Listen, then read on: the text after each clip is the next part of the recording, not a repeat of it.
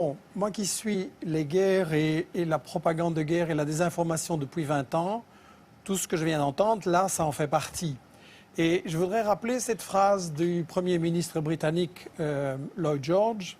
En 1914, il disait « Si les gens savaient à propos de la guerre, elle serait arrêtée tout de suite, mais les gens ne savent pas et ne peuvent pas savoir. » Et cette 20 années d'études sur les guerres et tous les prétextes de ce genre et tous les mythes qui ont été fabriqués comme ça m'ont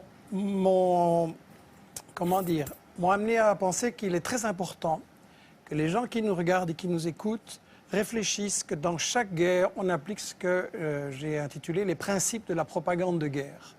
On ne peut pas évidemment dire qu'on fait la guerre pour le pétrole, pour le gaz, pour le fric, etc. Donc, il faut travailler l'opinion publique. Premièrement, en cachant les intérêts. Et je m'excuse, la question de la Syrie, c'est très simple.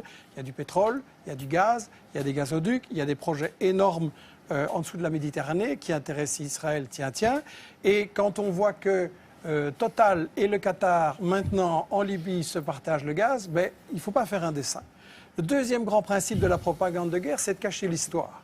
Et la France se pose en donneuse de... Enfin, la France d'en haut se pose en donneuse de leçons. Il ne faudrait quand même pas oublier que le colonialisme français a bombardé les Syriens en 1945 pour les empêcher d'acquérir leur indépendance, a pratiqué et organisé la division de la Syrie, notamment sur des bases religieuses, et puis que toute l'histoire de la Syrie, depuis qu'elle a résisté à Israël, ça a été le travail des États-Unis et d'Israël pour affaiblir et briser la Syrie. Et Roland Dumas disait il n'y a pas longtemps qu'il y a 2 ans, on lui avait dit à Londres, on prépare quelque chose contre la Syrie, est-ce que tu veux en faire partie? Il avait dit non, 2 ans avant les manifestations.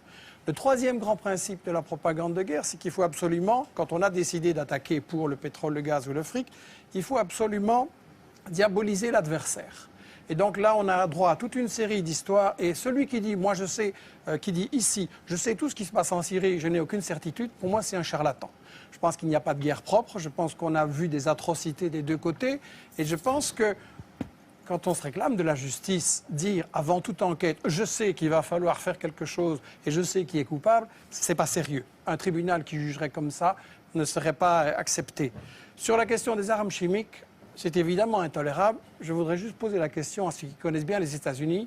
Quel est le pays dans l'histoire qui a le plus utilisé des armes chimiques, biologiques et bactériologiques? Sinon les États-Unis, avec 250 kilos d'armes chimiques balancées sur le Vietnam et maintenant encore des bébés qui naissent comme des monstres. Et dans toute une série d'autres pays. Donc si Obama trouve que les armes chimiques c'est intolérable, il ne doit pas aller très loin pour punir les coupables. Le quatrième grand principe de la propagande de guerre, c'est qu'il faut toujours se présenter comme défendant les victimes. On fait toujours des guerres soi-disant humanitaires. Mais là, la mèche a été vendue hier ou avant-hier, je ne sais plus, par Bernard Kouchner, qui est un pro-interventionniste, et qui a dit devant une télé française, bien sûr que le but c'est de renverser Bachar el-Assad, mais il faut un habillage diplomatique. Ça veut dire qu'on n'est pas là pour défendre les Syriens, parce qu'en réalité c'est une guerre qui a été provoquée par les États-Unis et leurs alliés dès le départ, comme Roland Dumas l'a dit. On n'est pas là pour protéger les victimes et pour les empêcher. Au contraire, on veut qu'il y en ait plus pour avoir un prétexte d'intervenir. Et je tiens à rectifier les mensonges qui ont été dits. Le gouvernement syrien est parfaitement d'accord de négocier. Et ce sont les États-Unis, la France et le Qatar qui ont dit non, on ne négocie pas, on veut gagner militairement sur le terrain. C'est-à-dire que Bachar el-Assad a dit qu'il voulait bien négocier. Oui, tout à fait. Et le cinquième et dernier principe de la propagande de guerre, très brièvement, c'est qu'il faut monopoliser le débat et empêcher les opinions adverses. Et donc, on a dans les médias français un alignement sur cette propagande que vous avez montrée là au début. Et quand M. Hérault s'amène en disant j'ai la preuve sur les armes chimiques et qui commence par répéter dans son discours pendant des minutes et des minutes tout ce que tout le monde sait et que personne ne nie, et puis qu'à la fin il dit les services secrets m'ont dit que c'est Bachar, il n'y a aucun journaliste pour dire oui mais les preuves un peu sérieuses s'il vous plaît. Et donc quand on voit des gens comme Fabius, comme Bernard-Henri Lévy, comme Hérault ou BHL, qui viennent avoir le courage de bombarder, mais pas le courage de débattre devant des gens qui connaissent le dossier et qui ont les arguments contraires, il faut quand même beaucoup se poser la question.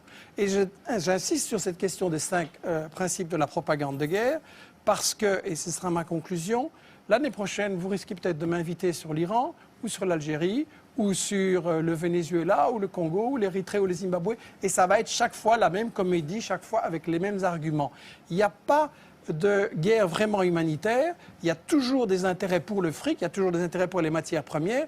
Et il est temps quand même qu'on se dise, si on veut une humanité solidaire et mettre fin aux guerres, il faut voir qui provoque ces guerres. Frédéric Ancel. Je pense qu'il y a des guerres